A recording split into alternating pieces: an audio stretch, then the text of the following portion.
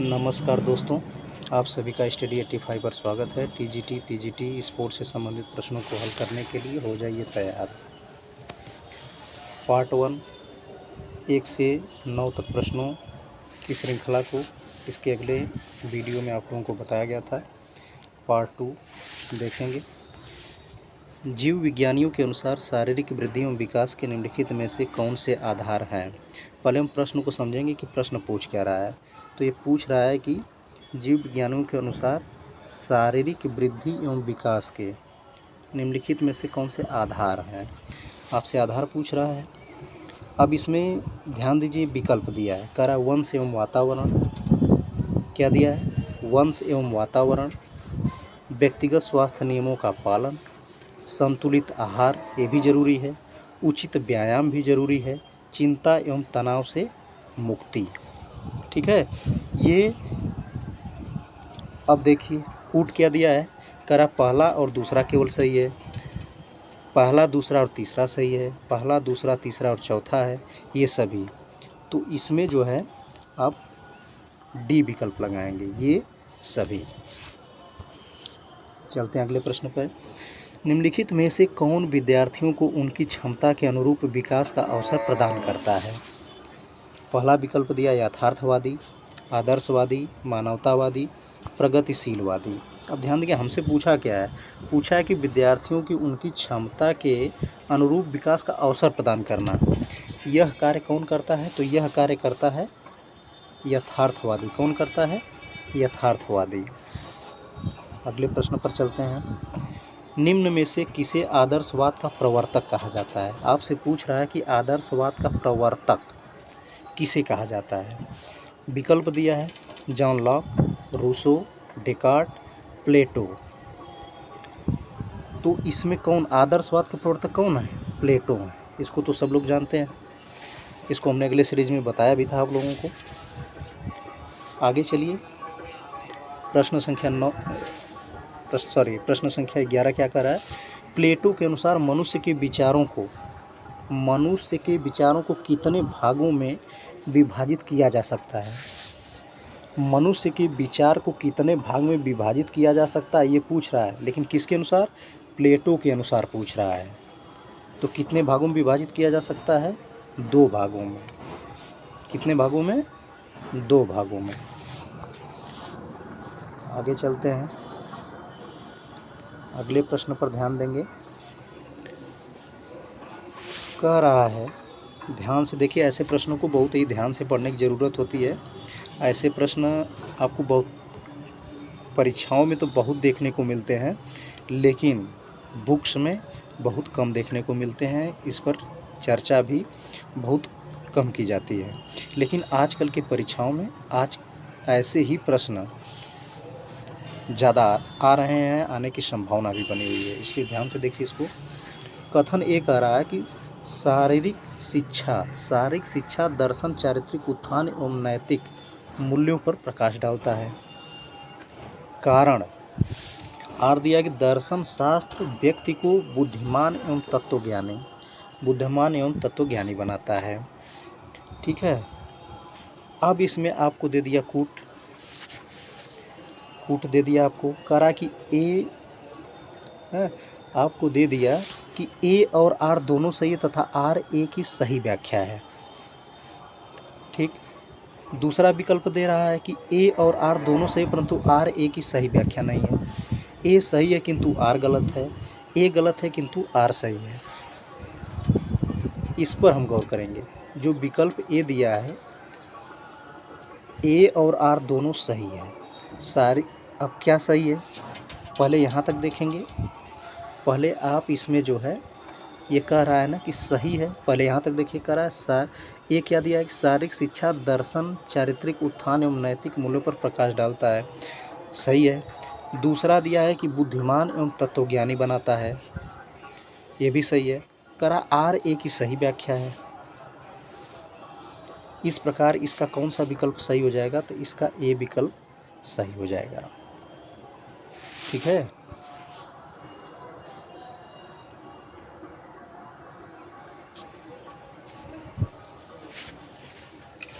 अगले प्रश्न पर हम चलते हैं।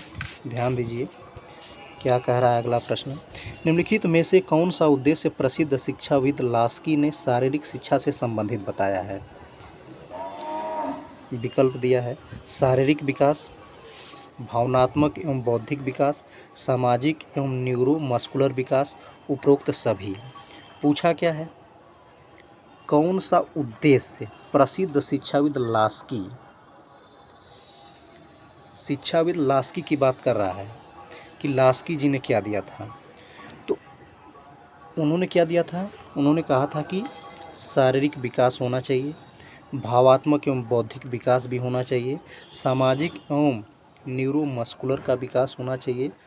इस प्रकार अगर सब उनके कथन में आ रहा है, उनसे संबंधित है, तो इसका कौन सा विकल्प सही लगाएंगे?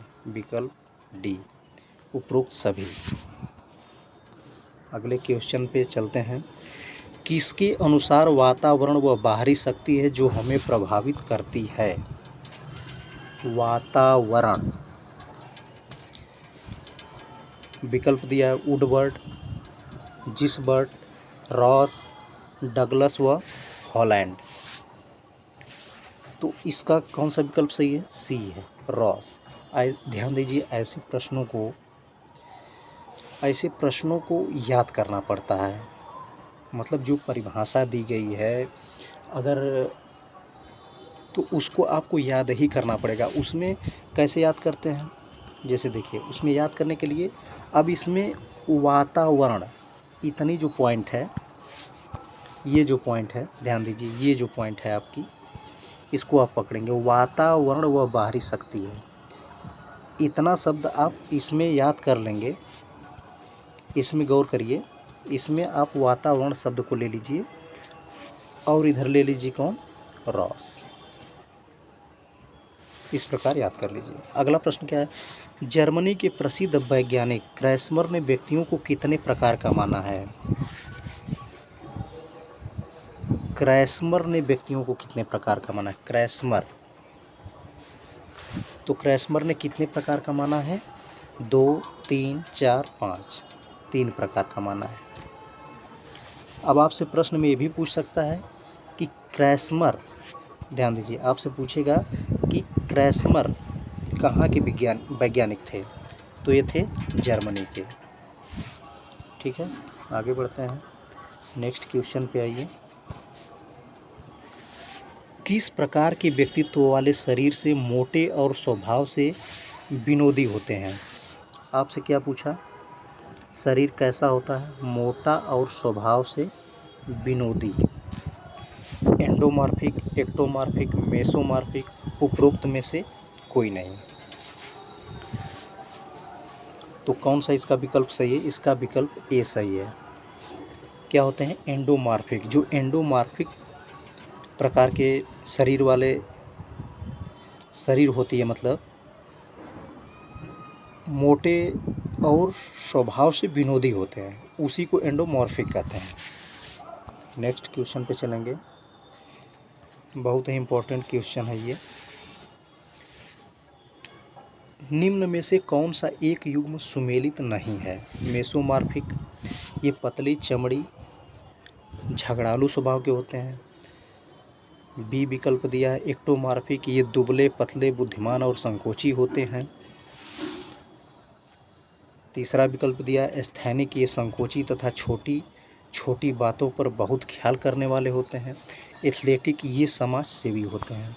ध्यान दीजिए, जब आप प्रश्न को हल कर रहे होते हैं तो यहाँ क्या दिया है? निम्न में से कौन सा एक युग्म सुमेलित नहीं है? ध्यान दीजिए, इसमें पूछा है कि उसको आपको ढूंढना है जो सुमेलित नहीं है। ठीक है, तो अब ध्यान दीजिए, मेसोमॉर्फिक के पतली चमड़ी और झगड़ालू स्वभाव के होते हैं, सही है। एक्टोमॉर्फिक के दुबले पतले बुद्धिमान और संकोची होते हैं, सही है। स्थैनिक, ये संकोची तथा छोटी छोटी बातों पर बहुत ख्याल करने वाले होते हैं, सही है। एथलेटिक, ये समाज सेवी होते हैं। ये क्या है? ये सुमेलित युग्म नहीं है, इसलिए नहीं पूछा है, तो हम विकल्प डी इसका उत्तर देंगे। ठीक है, आगे बढ़ते हैं। वृद्धि एवं विकास एक अनुवांशिक क्रम है जिसमें शिशु, ध्यान दीजिए, जिसमें शिशु, बच्चा, किशोर एवं वयस्क पड़ावों के क्या दिया है, बच्चा, किशोर एवं वयस्क पड़ावों के दौरान, इसके दौरान क्या होता है। ठीक है। अब दिया है वृद्धि विकास सरल से जटिल होता है, वृद्धि विकास जटिल से सरल होता है, निरंतर जटिल रहता है, निरंतर सरल रहता है।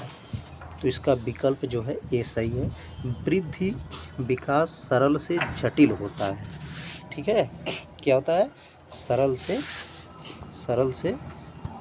से जटिल होता है, ये विकल्प ये सही है। अगला प्रश्न क्या दिया है, ध्यान दीजिए, निम्नलिखित में से कौन से सामाजिक गुण हैं, सामाजिक गुण पूछ रहा है। सहयोग, सहयोग की भावना, क्या दिया है, सहयोग की भावना, समायोजन, नेतृत्व, सामाजिक गुण कौन से हैं, ये सभी। आगे बढ़ते हैं। अगला प्रश्न दिया है, शिक्षा का सर्वप्रथम लक्ष्य बालक के क्या दिया है, अंतर्निहित क्षमताओं का प्राकृतिक रूप से विकास एवं बालक को प्राकृतिक एवं स्वतंत्रता वातावरण में शिक्षा प्रदान करने पर किन दार्शनिकों ने बल दिया। विकल्प दिया, आदर्शवादी, यथार्थवादी, प्राकृतवादी, प्रयोजनवादी। तो इसका कौन सा विकल्प सही है, सी, प्राकृतवादी। कौन सा विकल्प सही है, प्राकृतवादी। देखिए फिर बहुत ही इम्पोर्टेंट क्वेश्चन आ गया, होने वाले आगामी एग्ज़ाम में ये आ सकता है, इसलिए इसको बहुत ही ध्यान से देखेंगे, इसमें कोई त्रुटि नहीं करेंगे। कथन ए दिया है, आदर्शवादी दर्शन के अनुसार शारीरिक शिक्षा मात्र शारीरिक आवश्यकता न होकर एक आध्यात्मिक आवश्यकता है। कारण आर दिया है, व्यक्ति की मौलिक प्रकृति को परिमार्जित कर उसे नैतिक और आध्यात्मिक आवरण पहनाना ही आदर्शवादी शिक्षा का मूल मंत्र है। ठीक, अब देखिए कूट क्या दिया है, ए और आर दोनों सही है तथा आर ए की सही व्याख्या है। ए और आर दोनों सही है परंतु आर ए की सही व्याख्या नहीं है। ए सही है किंतु आर गलत है, ए गलत है किंतु आर सही है। ध्यान दीजिए, इसका जो है ये प्रश्न आपका करा, आदर्शवादी दर्शन के अनुसार शारीरिक शिक्षा मात्र शारीरिक आवश्यकता न होकर एक आध्यात्मिक आवश्यकता है। दूसरे में दिया है, व्यक्ति की मौलिक प्रकृति को